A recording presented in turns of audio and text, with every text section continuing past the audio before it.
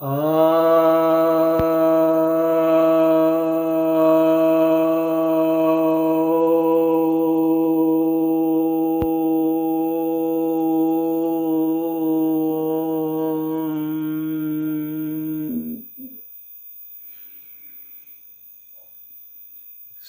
भक्तजनों को सप्रेम नमन। भक्तों, आज मैं आपके समक्ष भूत विद्या नाम के प्रकरण के विषय में कुछ बतलाने जा रहा हूँ। यह आयुर्वेद का यह एक महत्वपूर्ण अंग माना जाता है और इसमें आयुर्वेद के जो 8 अंग का वर्णन है चरक संहिता में, तो उसमें से एक अंग यह भी माना जाता है। भूत विद्या या भूत विज्ञान इसको कहते हैं। वैसे अभी आधुनिक जो वैज्ञानिक हैं उन्होंने इसकी मान्यता उस तरह से नहीं दी है, लेकिन लक्षणात्मक जो मान्यता है उसकी तो मान्यता है ही। तो लक्षण इसके जो हैं उनका ही उपचार कर दिया जाता है। तो लक्षण जो है तो ये बताया जाता है कि कब माना जाएगा कि कोई बीमारी जो है जिसमें इसमें कि जिससे उन्माद के लक्षण आते हैं, तो यह बताया जाता है कि जब किसी भी व्यक्ति में कोई विशेष रूप से चेष्टा, कोई बल, कोई पौरुष, कोई उसकी वाणी कुछ विलक्षण आने शुरू हो जाए किसी समय में, जिसकी कि कोई व्याख्या नहीं मिल पाती है, तो उसे अमूमन कह दिया जाता है कि यह जो है भूतावेश है और इसमें जो है वह कुछ विशेष वो गुण दिखलाने लगता है। और सामान्यतः यह जो है नॉर्मल से ऐसे हट के होते हैं कि यह उस व्यक्ति के लिए हानिकारक माना जाता है, यानी वो सामान्य जीवन नहीं जी पाता है और अंत में फिर उसकी उस उन्माद में मृत्यु भी हो जाती है। तो अब यह जो आवेश हैं जो भूतावेश कहलाते हैं, तो इसमें क्या है, उस व्यक्ति का रूप, व्यक्ति की प्रकृति, उसके शरीर में बदलाव बहुत सारे हो जाते हैं। उसकी भाषा में बदलाव होता है, उसकी गति में बदलाव हो जाता है, उसके खान पान, रहन सहन, चेष्टा, उसकी पहचान बदल जाती है, उसकी पसंद नापसंद बदल जाती है। तो भाषा और उसके भाषा के तरीके भी बदल जाते हैं। तो ये सब जो है विशिष्ट लक्षण प्रकट होते हैं। तो ये 18 प्रकार के इसके भेद माने गए हैं, यानी उसके आधार पर माना जाता है कि इसका किस पर इसका आवेश, इस पर जो है किस चीज़ का आवेश हुआ है। जैसे देव हो गए, पितर हो गए, यक्ष हो गए, गंधर्व हो गए, दानव हो गए, नाग हो गए, ब्रह्म हो गया, पिशाच है, प्रेत है, कुष्मांडक है, निषाद है, बेताल है, तो ऋषि हैं, गुरु हैं, सिद्ध हैं, वृद्ध हैं और अकिरण हैं। तो इस तरह से ये 18 भेद माने गए हैं। अब इसमें से जो मुख्य हैं तो वे थोड़ा सा हम चर्चा कर लेंगे। और इसमें इसका कारण क्या माना जाता है कि कारण यह माना जाता है कि कोई व्यक्ति जिसमें अत्यधिक महत्वाकांक्षा हो और वैसी योग्यता ना हो, अत्यधिक लालची हो, अत्यधिक क्रोधी हो, अत्यधिक जो है धर्मांध हो, कामांध हो, मदांध हो, तो इस तरह के जो अंध हो जाते हैं अत्यधिक, उनमें ही ये इस तरह के आवेश आते हैं। दूसरा ये है कि व्यक्ति जो है उसके माना जाता है कि पीछे के जन्म के जो उसके संस्कार हैं, जो उसने कोई प्रज्ञा अपराध किया था। प्रज्ञा अपराध का मतलब है जिसने कि देव की, गुरु की, साधु की, ब्राह्मण की, और इस तरह से जो है इन सब की जो है उन लोग उसने धर्म की निंदा वगैरह की है, उनके प्रति अपराध किया है, उसको ठीक से किया नहीं है, अपने कर्तव्यों का निर्वहन नहीं किया है, उनका तिरस्कार किया है, अपमान किया है, उसने कई तरह के पाप किए हैं, कई तरह की हिंसा की है और उसका भी प्रायश्चित बाकी है। तो इसलिए इस तरह के दोष उस पर आ जाते हैं, ऐसा इसमें समझा जाता है। लेकिन जो लक्षण प्रकट होते हैं ये किस समय लक्षण प्रकट होते हैं यह भी बताया जाता है कि ये लक्षण आखिर कब आते हैं। तो जिस वक्त कोई पाप कर्म कर रहा होता है उस समय का यह आता है, जिसमें अशुभ कर्म कर रहे हैं तो उसमें आता है। अशुभ कर्म भी जब पूरा पाप हो जाता है, यानी जब उसके पाप का घड़ा भर जाता है, ऐसा समझ लीजिए, तो ऐसा आता है। तो ये व्यक्ति कैसी स्थिति में रहेगा कि उस पर ये आक्रमण होगा? तो जब वह सूने घर में रहेगा, अकेले में रहेगा, रात को भटकेगा, शमशान में जाएगा, जहाँ हत्याएं होती है वहाँ जाएगा, चौराहे पर जाएगा, नंगा रहेगा। तो जो इस तरह से रहता है नदी किनारे, जंगल में, पहाड़ में, इस तरह की स्थिति में रहता है, या पवित्र जगह में जो रहता है, हाँ, या जब वो उल्टी कर रहा हो, खून की उल्टी कर रहा हो विशेषकर, तो वैसे में, या कोई चीज़ सिद्ध करने की कोशिश कर रहा हो जो उसके बस का नहीं हो, या उसको उसका अच्छा तरीका नहीं पता हो और उल्टा पुल्टा मंत्र बक रहा हो, तो अशुद्ध मंत्रोच्चारण कर रहा हो, अशुद्ध तरीके से किसी चीज़ को सिद्ध करने की या पाने की कोशिश कर रहा हो, वास्तव में किसी चीज़ को पाने का जो कर्म की विधि है उसको छोड़ करके वो दूसरी कोई विधि अपना रहा हो, या किसी के प्रति जो है वह अपराध बोध से ग्रस्त होकर के और उसके प्रति कोई अपराध करने की कोशिश कर रहा हो मानसिक रूप से, जैसे कि कोई व्यक्ति कहीं है और उसको कहीं कोई मारने की चेष्टा कर रहा हो मंत्र तंत्र से, तो ऐसे में उसका आवेश भी उस पर आ जाता है। तो इस तरह से पीपल के पेड़ के पास हो या इमली के पेड़ के पास हो, इस तरह से वहाँ अकेले में बैठा हो, कुछ इस तरह से कर रहा हो, या बिरान खंडहर वगैरह में हो, तो वहाँ पर जो है इसके आवेश के चांस रहते हैं। उसी तरह से इसकी जो है तिथि भी बताई गई है कि किस किस तिथि को हो जाता है। ऐसे प्रतिपदा को हो सकता है, त्रयोदशी को हो सकता है, पंचमी को, कृष्ण पक्ष को, अमावस्या को, चतुर्दशी को, तो अलग अलग मतलब तिथियों में अलग अलग तरह के आवेश आ सकते हैं। दशमी को हो जाएगा, जैसे पितर का है तो दशमी को, अमावस्या को आ जाएगा। गुरु वगैरह के प्रति जो है, वृद्ध है के प्रति, सिद्ध के प्रति सब है तो अष्टमी को आ जाएगा, नवमी को आ जाएगा, शाम के समय आ जाएगा। तो ये गंधर्व वगैरह है तो चतुर्दशी को, द्वादशी को आ जाएगा। दानव का जो है त्रयोदशी को आ जाएगा, द्वादशी को आ जाएगा। तो इस तरह से अलग अलग ग्रहों के हिसाब से भी आवेश आ जाते हैं। और जो आवेश हैं तो अब अलग अलग के आवेश अलग अलग ढंग से आएंगे। जैसे कि देव आवेश है तो देव आवेश जब होगा तो वो व्यक्ति सौम्य हो जाएगा, प्रसन्न हो जाएगा और उसको भोजन की बहुत ज़्यादा इच्छा नहीं रहेगी और एकांत में रहने की इच्छा होगी, संस्कृत वगैरह में इच्छा होगी, भक्ति वगैरह करने लगेगा और उसकी आंखें जो है वो और अपलक हो जाती हैं, यानी पलक नहीं गिराता है वह, उससे अच्छी गंध भी आ सकती है, सबको आशीर्वाद वो देता फिरेगा। इस तरह के आदमी आपको मिल जाएंगे। और सफ़ेद कपड़ा पहनेगा, नदी पर्वत ऊंचे भवन में रहना चाहेगा और सोएगा बहुत कम, नहीं के बराबर सोएगा।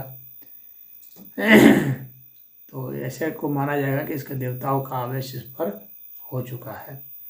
उसी तरह से अगर दैत्य का आवेश हो जाएगा तो वैसी स्थिति में उसकी दृष्टि टेढ़ी हो जाएगी, उसका मन विकृत हो जाएगा और गुरु देवता और ब्राह्मण के प्रति जो है बहुत उल्टा पुल्टा अनाप शनाप बकेगा। वो घमंडी होगा, निर्भीक होगा, क्रोधी होगा और लंबा लंबा क्लेम करेगा वो कि मैं फलाना हूँ तो मैं ढिकना हूँ, मैं रुद्र हूँ तो काली हूँ, तो इस तरह से सुनते होंगे। तो इस तरह की बातें वो बोलने लगेगा और उसको शराब और मांस में उसकी बहुत रुचि होगी। तो इससे समझना चाहिए कि इसको दैत्य का आवेश हो गया है। अगर गंधर्व का आवेश होगा तो वो साफ सुथरा रहेगा, प्रसन्न रहेगा, नाचते हुए गाते हुए आप उसको पाएंगे, आप बगीचे में टहलते हुए पाएंगे और श्रृंगार करते हुए पाएंगे, मगन रहेगा। लाल कपड़े में उसको ज़्यादा देखा जाता है। उसी तरह से अगर यक्ष जो है के प्रभाव में वो आ जाता है तो वैसे में वो काफ़ी चंचल रहेगा, डरा हुआ रहेगा, उसकी आँखें तो वैसे लाल रहेंगी, उसके शरीर से वैसे अच्छे ही गंध निकलते हैं और मुखमंडल तो उसका ठीक ही रहेगा, तेजोमय रहेगा, लेकिन वह मछली और मांस जो है इसके प्रति जरूर रुचि दिखाएगा। प्रसन्न तो रहेगा, बलवान रहेगा, उसको थोड़ा बहुत चोट वोट भी लगेगा तो उसको कोई फिक्र नहीं लगेगा, ऐसा लगेगा जैसे को कोई कष्ट नहीं हो रहा हो, इस तरह करेगा। चंदन वंदन भी वह लेप सकता है, माला धारण भी कर सकता है। ऐसे जो है ब्राह्मण का, वैद्य का, इन सब का तिरस्कार करेगा। बहुत सारी गुप्त बातों को भी वो बताना शुरू कर देगा। उसकी उंगलियां बहुत नचाती रहेंगी, हर समय उंगली नचा नचा करके बोलेगा। वो स्थिर होकर के शांत होकर नहीं बोल सकता है और क्रोध करने वाला होगा और काफ़ी तेजी से चलेगा, खूब जोर जोर से चलेगा। समझना चाहिए कि इसको यक्ष का असर हो गया है। उसी तरह से ब्रह्म राक्षस का असर होगा, उसका आवेश आएगा तो खूब हंसेगा, नाचेगा भी, चेष्टा करेगा बहुत तरह तरह का, डराने की भी कोशिश करेगा, जोर जोर से चिल्लाएगा, ओ अरे कहाँ हो, जोर जोर से बुलाएगा, पुकारेगा। हाँ, और जितने देवता हैं, ब्राह्मण हैं और वैद्य हैं, इन सब के खिलाफ में बोलेगा। ये भी काफ़ी तेज चलने वाला होता है। और वैसे तो ये आपको पढ़ता हुआ व्यक्ति, अध्ययन करता हुआ व्यक्ति भी मिल जाएगा। उसी तरह से अगर राक्षस का इस पर आवेश हो जाएगा तो बहुत क्रोध से दृष्टि देगा, भौहें चढ़ा कर रखेगा, कुछ कुछ घबराहट भी रहेगा और फेंकना उकना भी शुरू कर देगा, दूसरे को मारना पीटना भी शुरू कर सकता है, दौड़ सकता है, चिल्ला सकता है, भयानक तरीके का मुंह बना बना करके वो आक्रमण कर सकता है। उसको नींद नहीं आएगी, रात में घूमता रहेगा, उसको लज्जा भी नहीं आएगी। मैंने कभी नंगा हो गया, कपड़ा फाड़, अपना भी फाड़ेगा, दूसरे का भी फाड़ देगा, ऐसा ढीठ हो जाता है। अपवित्र रहेगा, गंदा संदा भी रहेगा और काफ़ी कड़वा वचन बोलेगा, चीख चिल्ला करके बोलेगा, क्रोध कर करके बोलेगा, आँख तरेर तरेर के बोलेगा। और इसको मैथुन क्रिया बहुत पसंद है, किसी के ऊपर भी मतलब ये हमला कर सकता है, किसी स्त्री के ऊपर है या स्त्री है तो पुरुष के ऊपर भी ये जो है किसी का खून भी पी सकता है। और ये मांस और मदिरा भी पिएगा। तो ये मांस मदिरा को देखते ही जो है अपना होठ जीभ से चाटना शुरू कर देगा, जोर जोर से हंसने लगेगा, खाते समय हंसेगा। तो इस तरह के जो लक्षण आते हैं तो माना जाता है कि इस पर राक्षस का असर हो गया। उसी तरह से पिशाच का अगर आवेश होगा तो उसका मन जो है अस्वस्थ रहेगा वह, और वो जो है एक जगह टिक नहीं पाएगा, दौड़ते रहेगा, जूठा सूठा गंदा भोजन भी कहीं मिलेगा खा लेगा, नाचेगा, गाएगा, हंसेगा, रोएगा, बहुत ड्रामा उसका होता है। और मांस भी खा लेगा, मदिरा भी पी लेगा, कभी प्रेम दिखाएगा, कभी उदास हो जाएगा, कभी डांटने लगेगा, कभी अपने आप रोने लगेगा बिना मतलब का ही, कभी नाखून से नोचने लगेगा, ज़मीन को नोचेगा, अपने को नोचेगा, दूसरे को भी नोच सकता है, मतलब बेमतलब की बातें कुछ भी बोल देगा ये।